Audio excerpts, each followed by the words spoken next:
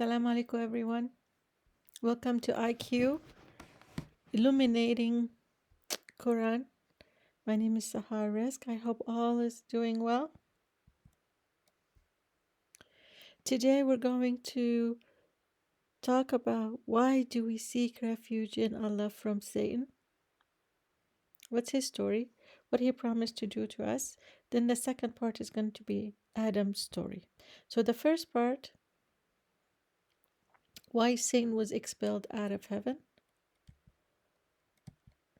Uh, in Surah Al-Kahf, أعوذ بالله من الشيطان الرجيم بسم الله الرحمن الرحيم وإذ قلنا للملائكة اسجدوا لآدم ما فسجدوا إلا إبليس كان من الجن ففسق عن أمر ربه. And mention when we said to the angels, prostrate to Adam, and they prostrated except for Iblis. He was of the jinn and departed from the command of his Lord. Now, some say is Iblis a jinn or an angel? He was a jinn, but angels, they don't have a choice. They always worshipped and obeyed God. Iblis is like us. He always had a choice, but he always chose to obey God. That's why he was at a higher level than the angels and was allowed to be included in this meeting with the angels. Until he was arrogant and refused to obey, then he was kicked out of heaven. So let's start his story. سورة صاد أعوذ بالله من الشيطان الرجيم بسم الله الرحمن الرحيم إذ قال ربك للملائكة إني خالق بشرا من طين فإذا سويته ونفخت فيه من روحي فقعوا له ساجدين فسجد الملائكة كلهم أجمعين إلا إبليس استكبر وكان من الكافرين قال يا إبليس ما منعك أن تجد لما خلقت بيدي استكبرت أم كنت من العالين. So, mention when your Lord said to the angels, indeed I am going to create a human being from clay. So when I have proportioned him and breathed into him of my soul, then fall down to him and prostrate in prostration.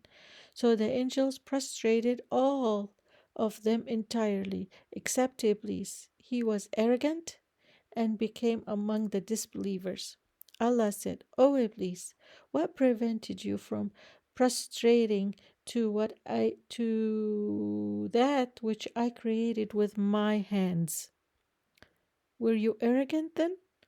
Or were you already among the high and mighty ones? Now the high and mighty ones were not included in this meeting, and they were not ordered to kneel down to Adam. So they were just not in that meeting, and they're higher level. Okay, that was not their job at the time, or that's not what they were ordered to do at the time. So ask him, were you arrogant, or were you part of the high and mighty? قال أنا خير منه خلقتني من نار وخلقته من طين قال فاخرج منها إنك رجيم وإن عليك لعنتي إلى يوم الدين قال ربي فانظرني إلى يوم يبعثون قال فإنك من المنظرين إلى يوم الوقت المعلوم قال فبعزتك لأغوينهم أجمعين إلا عبادك منهم المخلصين. Okay, he said, I am better than him. You created me from fire and created him from clay. Allah said, Then get out of paradise, for indeed you are expelled. And indeed upon you is my curse until the day of judgment.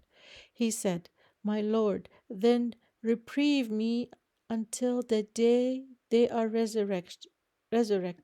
Reprieve them means delay my punishment until the day of judgment. Allah said, So indeed you are of those reprieved until the day of the time well known. So he delayed his punishment, but until a day that only God knows. Iblis said, By your might, I will surely mislead them all, except among them your chosen servant. So he still has to get his permission. With your might, with your permission, he will mislead them. So he cannot mislead us unless God allows it. And he cannot mislead the chosen ones. They're protected by God. قال اخرج منها مذءوما مدحورا لمن تبعك منهم لأملأن جهنم منكم أجمعين. Allah said, Get out of paradise, reproached and expelled. Whoever follows you among them, I will surely fill hell with you all together. Reproached and expelled, exiled from heaven.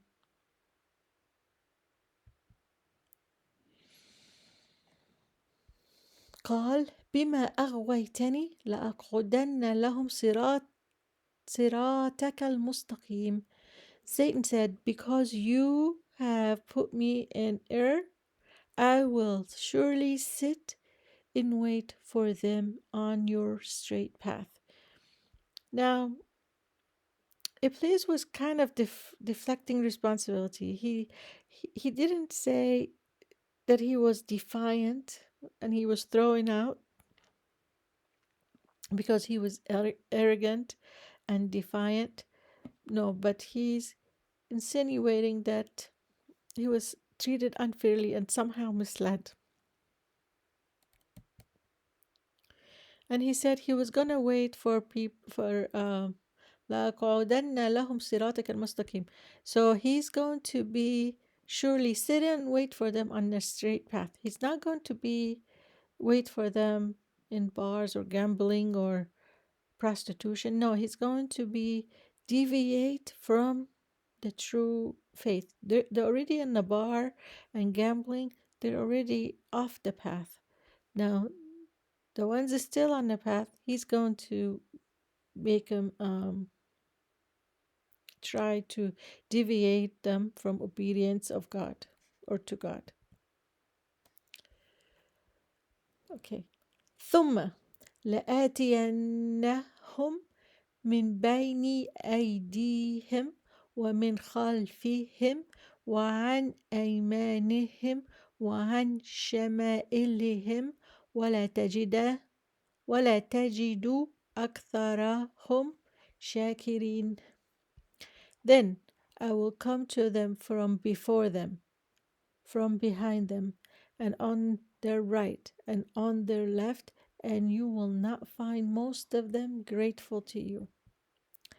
Now, he mentioned front, back, right, left, but he didn't mention top or bottom. The top is protected from God. When you believe in the Lord, He will protect the top. And when you kneel and pray, you're protected from the bottom. Now, Adam's story. سورة طه. أعوذ بالله من الشيطان الرجيم. بسم الله الرحمن الرحيم. فقلنا يا آدم إن هذا عدو لك ولزوجك فلا يخرجنكما من الجنة فتشقى إن لك ألا تجوع فيها ولا تعرى وأنك لا تظمأ فيها ولا تضحى. So we said, O Adam, indeed this is an enemy to you and your wife. Then let him not remove you from paradise, so you would suffer. Indeed, it is paradise. I'm sorry. It is promise for you not to be hungry therein or be unclothed. And indeed, you will not be thirsty therein or be hot from the sun. Now, he warned them, he's your enemy. Don't let him get you out of paradise. You will suffer. Okay? There are consequences. And this is part of the consequences. He told them, "You promise you will not be unclothed if you obey." And then, of course, if you're kicked out of heaven, you'll have to face the heat of the sun and thirst and all that on earth. فوسوس إليه الشيطان قال يا آدم هل أدلك على شجرة الخلد وملك لا يبلى فأكلا منها فبدت لهما سوآتهما وطفقا يخصفان عليهما من ورق الجنة وعصى آدم ربه فغوى. Then Satan whispered to him. He said, "O Adam, shall I direct you to the tree of eternity and possession that will not deteriorate?" And Adam and his wife ate of it, and their private parts, their nakedness became apparent to them, and they began to stitch together over themselves from the leaves of paradise. And Adam disobeyed his Lord and went astray.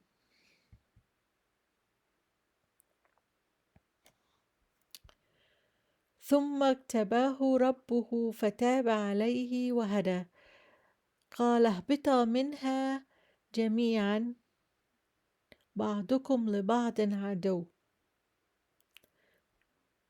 فإما يأتينكم مني هدى فمن اتبع هداي فلا يضل ولا يشقى. Then his Lord chose him and turned him in forgiveness and guided him. Allah said, "Descend from paradise, all your descendants being enemies to one another, and if there should come to you guidance from me, then whoever follows my guidance will neither go astray nor suffer." Okay, so that was Adam's story. Now I included this one, the Baqarah. أعوذ بالله من الشيطان الرجيم بسم الله الرحمن الرحيم وإذ قال ربك للملائكة إني جاعل في الأرض خليفة أو خليفة قالوا أتجعل فيها من يفسد فيها ويسفك الدماء ونحن نسبح بحمدك ونقدس لك قال إني أعلم ما لا تعلمون. Okay, and mention Muhammad, O Muhammad, when your Lord said to the angels, "Indeed, I will make upon the earth a successive authority." They said, "Will you place upon it one who causes corruption therein and sheds blood, while we declare your praise and sanctify you?" Allah said, "Indeed, I know that which you do not know." Now, two things. One, Adam was never meant to stay in heaven. Okay? Upon the earth, he was meant to, and he said, إني جاعل في الأرض خليفة. Okay? Make a successive. He's going to take over the earth. So he was never really meant for heaven, and then by a mistake of Eve, I know many of us really hated Eve, but he was meant for earth. But the reason he was in heaven for a while is because God wanted to teach him expectations, do's and don'ts, consequences, and warn him from Satan.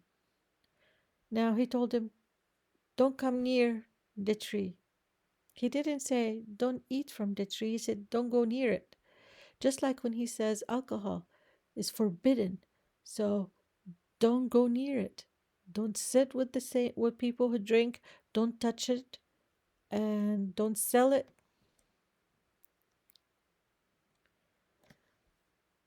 Very clear. What's forbidden is very clear.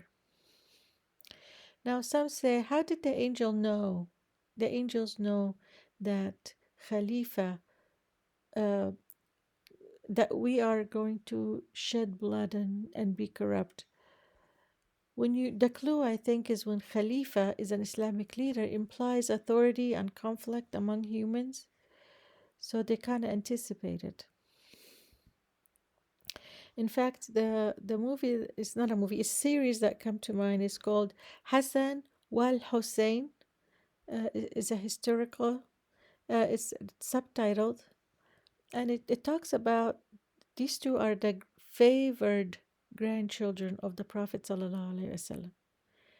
And after the Prophet sallallahu alaihi wasallam passed, and Abu Bakr took over, and then a couple of Khalifas, it came the time to choose another Khalifa, and these two were favored.